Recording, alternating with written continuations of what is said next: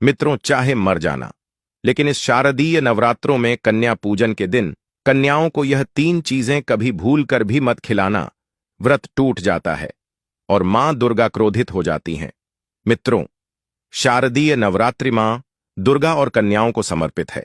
कन्या पूजन करने से हमारे पिछले और अगले पाप, राहु दोष, पितृदोष, काल सर्प दोष, गरीबी का दोष और जीवन की समस्त पीड़ा समाप्त हो जाती है। दुख दर्द दूर होते हैं, हर कष्ट मिटते हैं और गृह क्लेश हमेशा के लिए समाप्त हो जाते हैं। इसलिए कन्या पूजन हर व्यक्ति को अवश्य करना चाहिए, चाहे वह कितना ही गरीब क्यों ना हो। मित्रों, अब जानिए शारदीय नवरात्रि 2025 में कन्या पूजन कब करना है। आपको बता दें कि शारदीय नवरात्रि इस बार 22 सितंबर सोमवार से शुरू होकर 1 अक्टूबर बुधवार तक रहेगी। इन 9 दिनों में मां दुर्गा के 9 स्वरूपों की पूजा होगी और दशहरा 2 अक्टूबर गुरुवार को मनाया जाएगा। घट स्थापना 22 सितंबर सोमवार को प्रातःकाल कन्या लग्न में प्रातः 6:09 से 8:06 तक और अभिजीत मुहूर्त में 11:49 से 12:38 तक करनी श्रेष्ठ मानी गई है।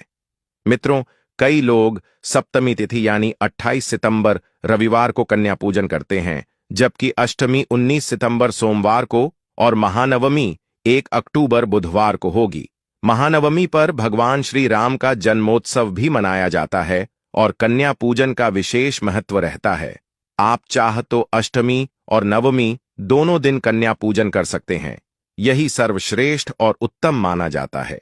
शास्त्रों में कहा गया है कि 9 दिनों का शारदीय नवरात्रि पर्व अत्यंत शुभ और मंगलकारी होता है। यह पर्व मां दुर्गा के महिषासुर मर्दिनी स्वरूप की आराधना का प्रतीक है, जो अच्छाई की बुराई पर विजय का संदेश देता है। इस नवरात्रि में कलश स्थापना ब्रह्म मुहूर्त में अवश्य करें और अंतिम दिन महान पर कन्या पूजन और व्रत उद्यापन करके पूर्ण फल प्राप्त करें। हर दिन माता के अलग अलग स्वरूपों की पूजा का विधान है।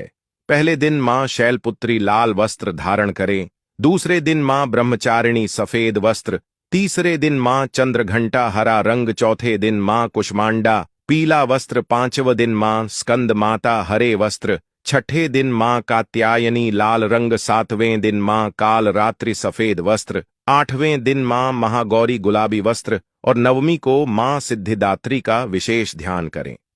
प्रत्येक दिन विशेष प्रसाद का भी महत्व है, जैसे पहले दिन आलू की सब्जी, दूसरे दिन खीर, तीसरे दिन मालपुए, चौथे दिन पूरी हलवा, पांचवें दिन वन प्रसाद, छठे दिन मिश्री दूध, सातवें दिन कोकिस, आठवें दिन फलाहार और नवमी पर खीर पूरी का भोग अवश्य लगाएं।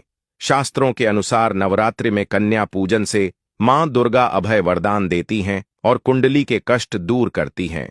मां की भक्ति से दरिद्रता और दुख नष्ट होते हैं। मित्रों, नवरात्रि में सबसे अधिक महत्व कन्या पूजन का ही है। छोटी छोटी कन्याओं में माता रानी का स्वरूप माना गया है। उन्हें प्रसन्न कर उनका आशीर्वाद लेना परम फलदायी होता है। माना जाता है कि कन्या पूजन 10 बार गंगा स्नान करने, 100 बार यज्ञ करने और 1000 बार तीर्थ यात्रा करने से भी अधिक पुण्यदायी होता है।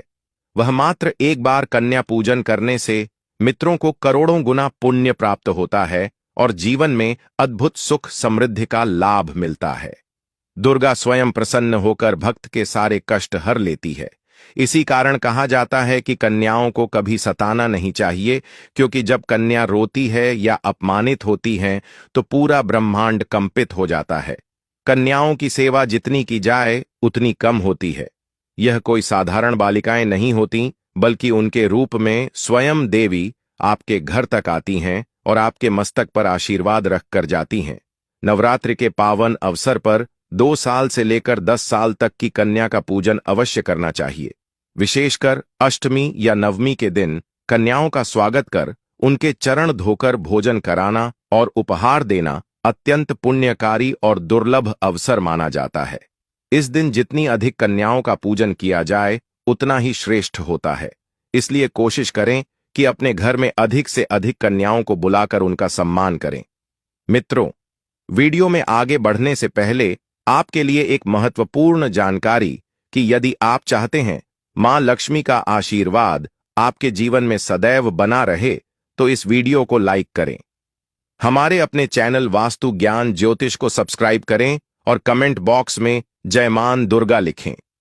साथ ही अपनी राशि भी जरूर लिखें, क्योंकि हम आपकी राशि से जुड़े भाग्य और सरल उपाय बताते हैं जिनसे जीवन की परेशानियां दूर होती हैं।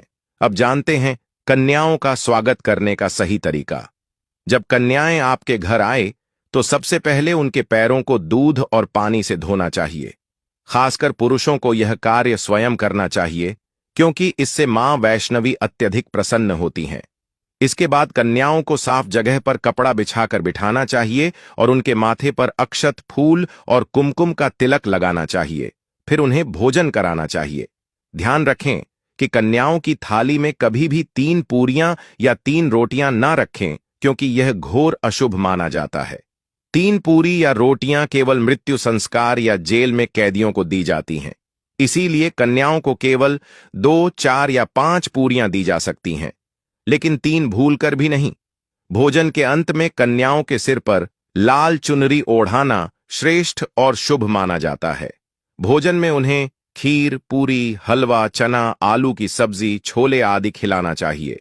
पनीर की सब्जी भी दी जा सकती है, लेकिन प्याज और लहसुन से बनी कोई भी वस्तु कन्याओं को नहीं खिलानी चाहिए। यदि ऐसा किया तो व्रत भंग हो जाएगा और मां दुर्गा रुष्ट हो सकती हैं। कई लोग गलती से बाजार से लाए पैकेट वाले खाद्य पदार्थ जैसे कुरकुरे या चिप्स खिलाते हैं, जो अशुभ होता है, क्योंकि इनमें लहसुन, प्याज का उपयोग होता है। नवरात्रि में 9 दिनों तक जब आप इनसे परहेज करते हैं तो एक गलती पूरे व्रत को नष्ट कर सकती है। इसलिए कभी भी डिब्बा बंद या बाजारू वस्तुएं कन्याओं को ना दें। भोजन हमेशा घर का बना होना चाहिए। शास्त्रों में कहा गया है कि मां को अपने हाथों का बना हुआ भोजन सबसे प्रिय है। चाहे आप केवल एक पूरी ही क्यों ना बनाएं, लेकिन मां को वही उत्तम लगता है। इसलिए कन्याओं को हमेशा घर का बना हुआ शुद्ध और सात्विक भोजन ही खिलाएं। मित्रों, एक और बात याद रखें कि कन्याओं को कभी भी प्लास्टिक के बर्तनों में भोजन ना कराएं, क्योंकि प्लास्टिक के बर्तन अशुद्ध माने जाते हैं और पूजा के लिए वर्जित हैं।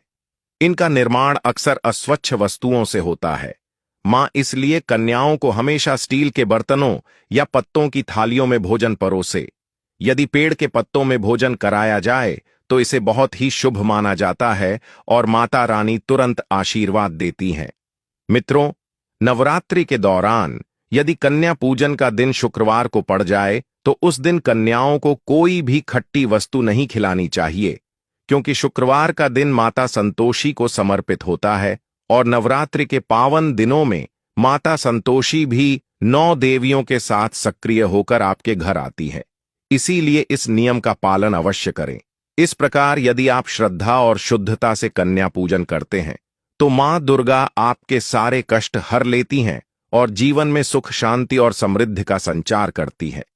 इसीलिए कन्याओं को भूलकर भी यदि शुक्रवार का दिन पड़ जाए तो खट्टी चीज घर में नहीं बनाना चाहिए और कन्याओं को भी खट्टी चीज नहीं खिलाना चाहिए, क्योंकि ऐसा करने से घोर पाप लगता है और आपका किया कराया सब बर्बाद हो सकता है।